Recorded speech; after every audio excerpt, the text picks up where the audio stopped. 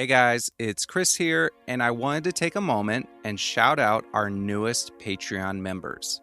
Huge thank you to Dara Rich and Paul Shannon Landry. Your support truly means a lot and actually helps push me to keep working 40 to 50 hours a week on this podcast. So yeah, it means a lot.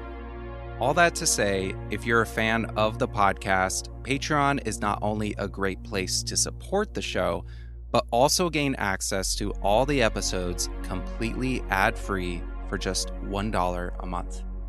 Check out our higher tiers for exclusive content made special for the Unnerved community. Try it out, and you can cancel at any time. Visit patreon.com/unnervedpodcast or click the link in the show notes. Your support really goes a long way to keep this podcast going, and I really appreciate it. Enjoy the episode. Sean said, "What was that?" And I said, "I don't know. There's the trail. Let's get out of here." Suddenly, it screamed again, right behind us. I'm gonna die. From HV Studio, this is Unnerved.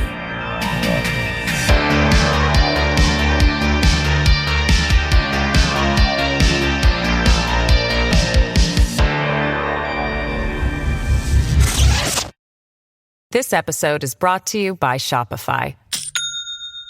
Do you have a point of sale system you can trust, or is it a real POS? You need Shopify for retail. From accepting payments to managing inventory, Shopify POS has everything you need to sell in person. Go to shopify.com/system, all lowercase, to take your retail business to the next level today. That's shopify.com/system. This Friday, 666 is the mark of the devil.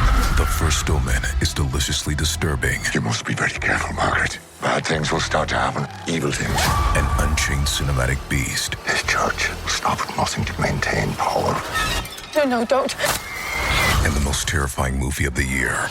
It's not real. What's not real? Who said that? The First Omen. Rated R. Under 17, not admitted without parent. Only in theaters Friday. Get tickets now.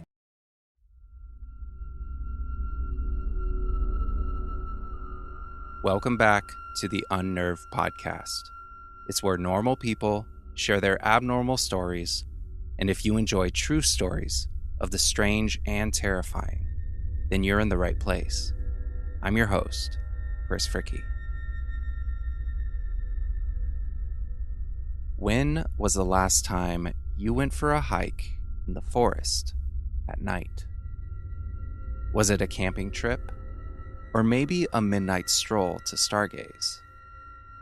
Or perhaps this type of activity has never appealed to you.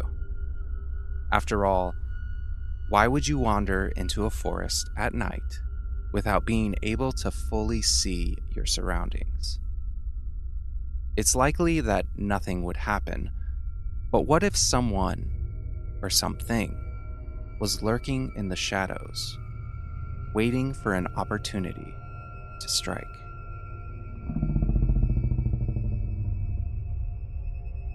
In today's story, Harmony and Sean were on a recreational night hike when a terrifying cry suddenly erupted near them.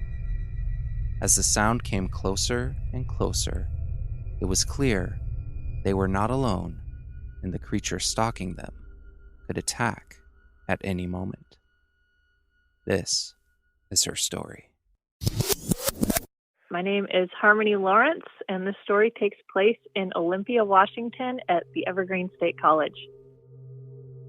Back when I first started college, our campus had about 1,100 acres of forest that could be hiked around the campus.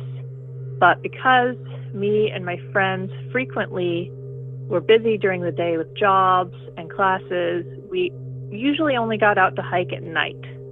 So that meant sometimes we were hiking at 10 p.m. That kind of became normal for us. So night hikes were normal. So it wasn't unusual for us to get a large group of people together to go on one of these night hikes.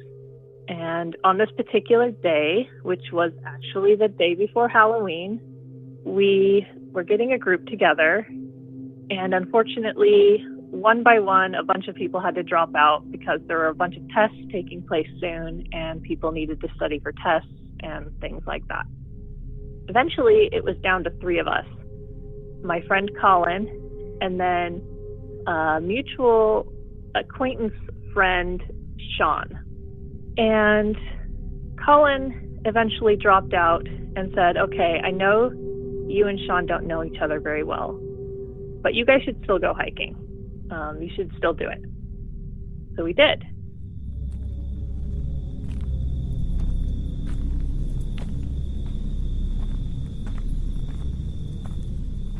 So when we go out on these hikes, there's a couple different kinds of trails we could take. There's the big, wide main trails that go through the forest. And then there's a couple of side trails that we'd gotten familiar with because we'd done a lot of those hikes. But oftentimes, those side trails are a little harder to follow at night because they're pretty narrow at sections. This is back in the day of flip phones. That's all anyone had. We were probably a couple of years out from smartphones. And so we had our 2 little flip phones, and it's common in college at the time to just use your flip phone as a quick flashlight from time to time by flipping it open. So we're kind of doing that to navigate through the woods, and we're talking and walking and heading to this place called the altar site. And I know that sounds ridiculous, but it was just this big log that had fallen down in the woods and kind of hollowed out a little bit in the center, and college students would put their random art projects and memorabilia on it. So we called it the altar site. So we're heading to this altar site, but I start to notice that the trees and stumps surrounding us kind of look familiar. And probably about 45 minutes into our walk, I'm realizing that we are passing the same tree trunks again and again. And we're lost.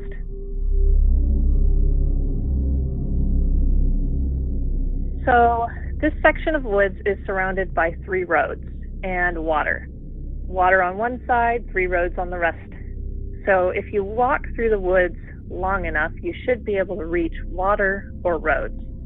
So I wasn't too worried.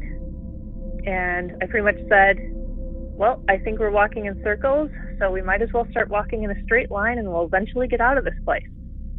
So we start bushwhacking in a straight line.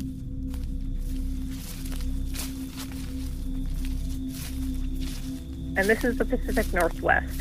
So bushwhacking in the Pacific Northwest is very bushwhacky.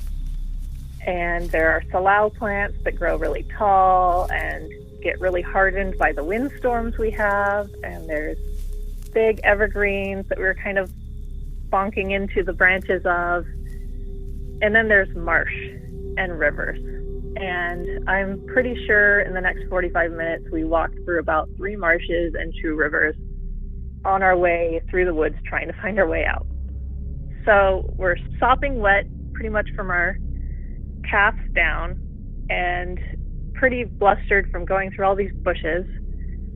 Suddenly, we come out onto this really big, wide trail. I was super excited because I was like, okay, we're finally going to get out of the woods. And by this point, it's kind of edging closer to midnight. And we start to follow this trail along, and then it kind of meanders into this meadow. This kind of opening with grass in between the trees.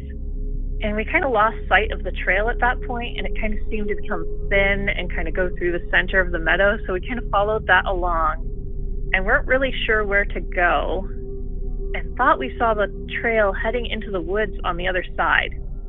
And we headed into the dark patch of woods on the other side to try and follow the trail. In there, we were already discovering this isn't going anywhere. And we were about to turn around when suddenly we heard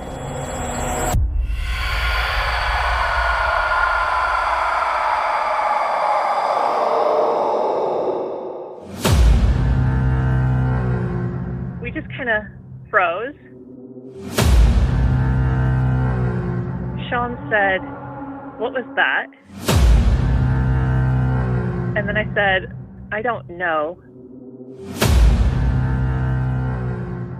It kind of sounded like a pig, bird, woman combined screaming. And it was so quiet and crisp out that night in October. It just sounded so loud through the woods. And then I said, "Let's go back into the meadow where we can see things." We just kind of bumped our way back out of the woods into the middle of this meadow. And we're just kind of standing there, not really sure what to do at this point. One of our phones is dead, and the other one is low on battery. And I could kind of hear underneath this big cedar tree kind of in front of us down the meadow a little bit, a big cracking thud. And then I saw the branches kind of move on the tree. Didn't really know what to do with that data at the time. Suddenly, it screams again.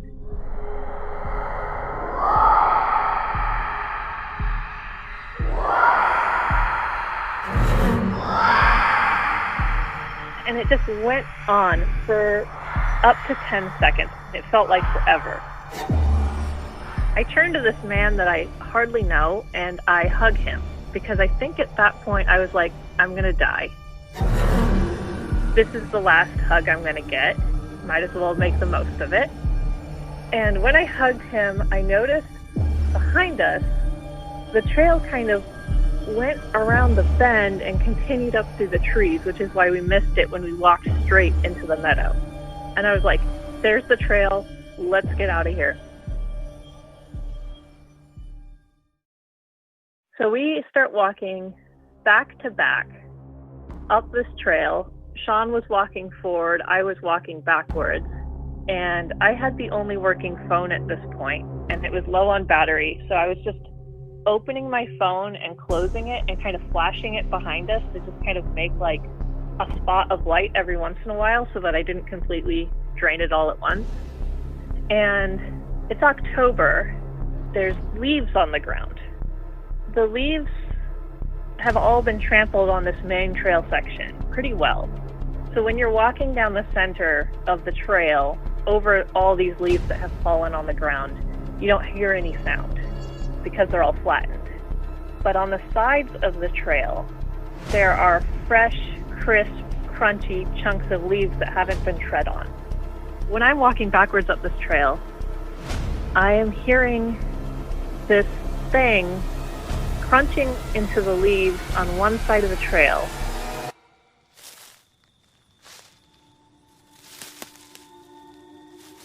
And then I'm hearing silence.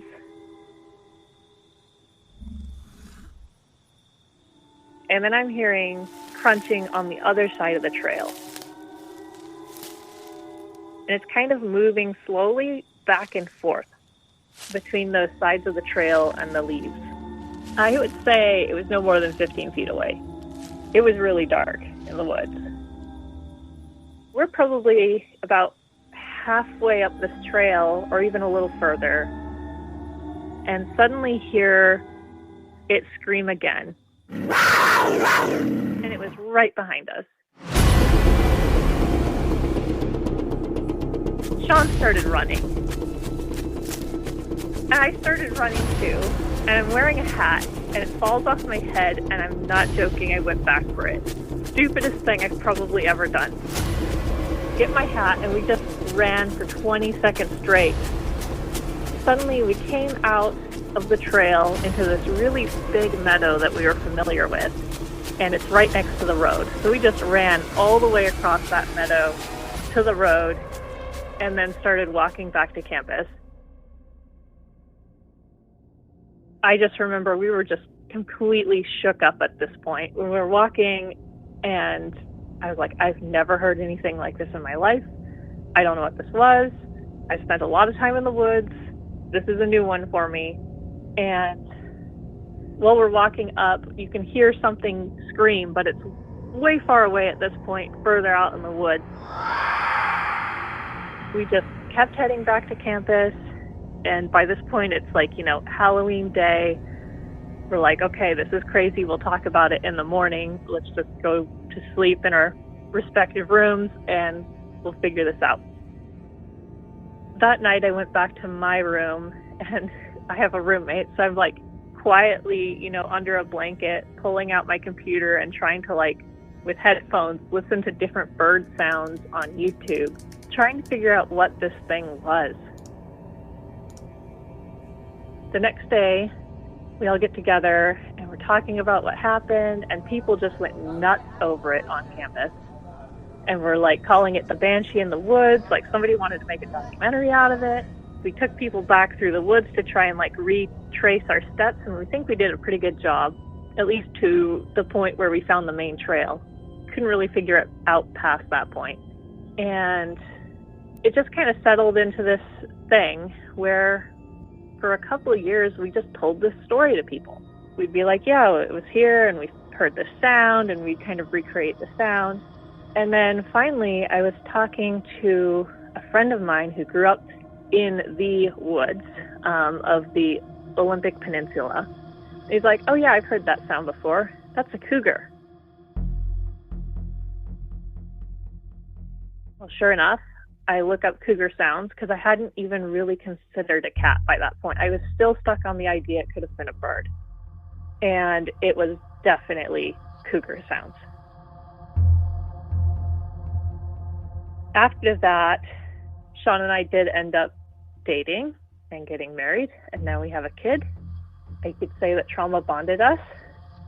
For a long time after that incident, I actually had a bit of PTSD in the woods, where anytime we'd go out at night and I'd hear any sound that I was unfamiliar with, I would just freak out and panic and essentially get on my hands and knees and beg people to get me out of the woods.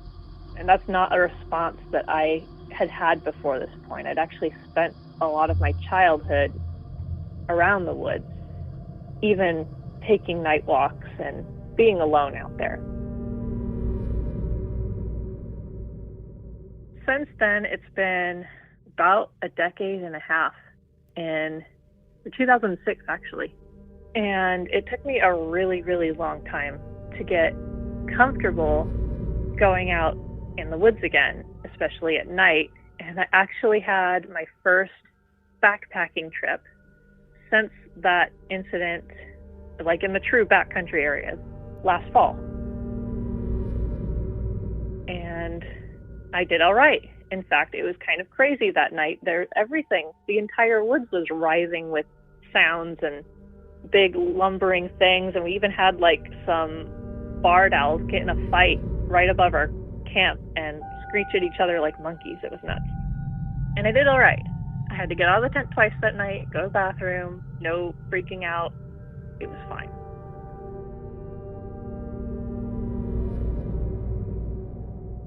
And this is going to sound crazy, but my husband and I did talk at one point about this and had discussed how there's just this like little tiny bit of fear in the back of our heads that cat is still out there looking for us. It's just like, it's totally irrational, but like having that moment of extreme fear leaves this mark of there's like this little bit of doom out there. There could be scarier ideas out there of something like Bigfoot or some unknown, but I think the known of it being a cougar was pretty terrifying. Harmony and Sean were fortunate enough to escape the cougar that night, but only 2 hours away from their location. That wasn't the case for Carrie Bergier. Just north of Falls City, Washington, Carrie and her friends were attacked by a young male cougar on February 17th, 2024. Now at 11, new 911 calls have been released from a group of terrified mountain bikers who were attacked by a cougar Saturday just northeast of Falls City. The 60-year-old who suffered injuries to her face, neck, and jaw is home from the hospital and recovering. KOMO's Hannah Knowles joins us now. Hannah, you spoke with the two daughters. It's a miracle she's alive. It sure is. I can't even imagine what she went through. Now, this is Carrie. I spoke with her daughters on the phone, Kendall and Alexa. They tell me their mother was riding with 4 other ladies when a 75-pound cougar tackled her off her bike and latched onto her lower jaw. In these 911 calls, you'll hear the heroic actions and quick thinking from her friends as they pry the wild animal from their friend's face. We just someone was attacked by a cougar.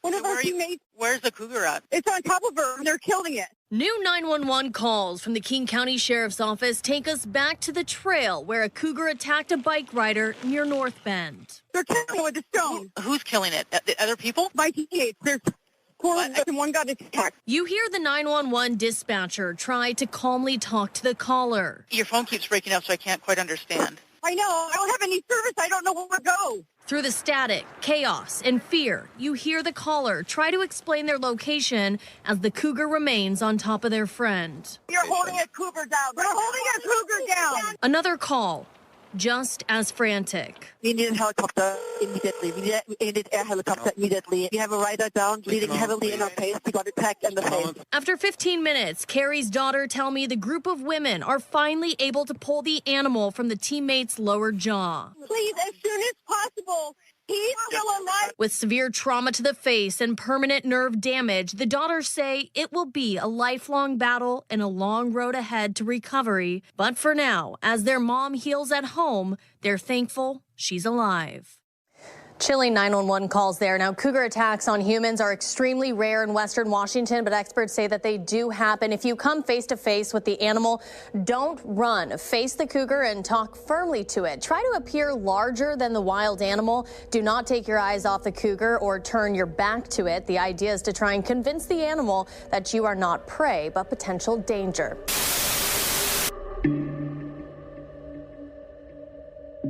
Cougars, also known as mountain lions, will rarely attack humans. Over the past 100 years in North America, it's estimated that there have been over 126 attacks, 27 of which were fatal.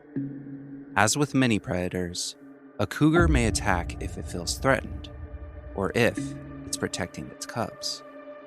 Sometimes, if desperate enough, it could even consider a human easy prey.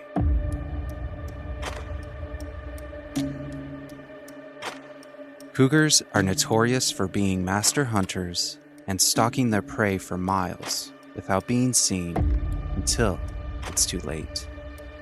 Whether they choose to attack is completely up to them. So if you're hiking during the day or night, be aware of your surroundings and just remember, you may not be alone.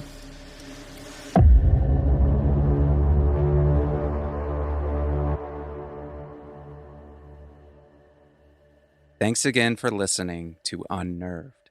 If you enjoyed this episode, please share it with your friends and leave a review wherever you get your podcasts. It really helps the show grow and get noticed, so I really appreciate that. And if you guys want to see photos related to each episode, including this one, check out our Instagram at UnnervedPodcast.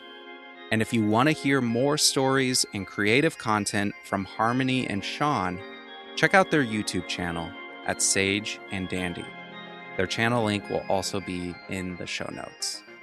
And for ad-free episodes and bonus content, visit patreon.com/UnnervedPodcast. Until next time, take care.